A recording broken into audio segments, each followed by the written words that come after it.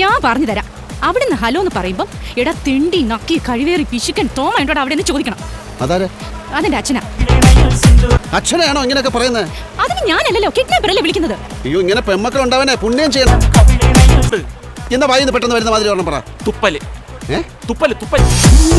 അതിലും നല്ലൊരു പേരുണ്ട്, ഷർദിൽ. ഷർദിൽ നിനക്ക് പറ്റിയ പേരാ, ഷർദിൽ കുപ്പളേരി.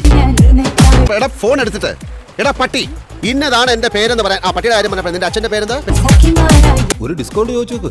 ഇപ്പൊ ഡിസ്കൗണ്ട് ഇല്ലാത്ത കച്ചവടമൊന്നും ഇല്ലല്ലോ. അതിനിത് കച്ചവടമാണോ? പിന്നെ മോളെ കാശ് കൊടുത്ത് വാങ്ങിക്കുന്നത് കല്യാണമാണ്. ഡിസ്കൗണ്ടിന്റെ കാര്യം എന്താ? ഡിസ്കൗണ്ടിന്റെ കാര്യം എന്താ? സമ്മതിച്ചു. ഞാൻ പറഞ്ഞിട്ടല്ലേ ആ കാശ് കിട്ടിയത്. എനിക്ക് അതിന്റെ വീതം കിട്ടിയാ പറ്റൂ. ഞാൻ ഒരു 5000 തരം ചോദിച്ചപ്പോ മുതലാളിയുടെ കാലണ ഇല്ലാന്ന് പറഞ്ഞു. കണ്ട തെണ്ടികൾക്ക് കൊടുക്കാനില്ലെന്നാ പറഞ്ഞത്. ഇപ്പൊ കുറച്ചു നേരത്തെ മുതലാളിയുടെ കൊച്ചക്കന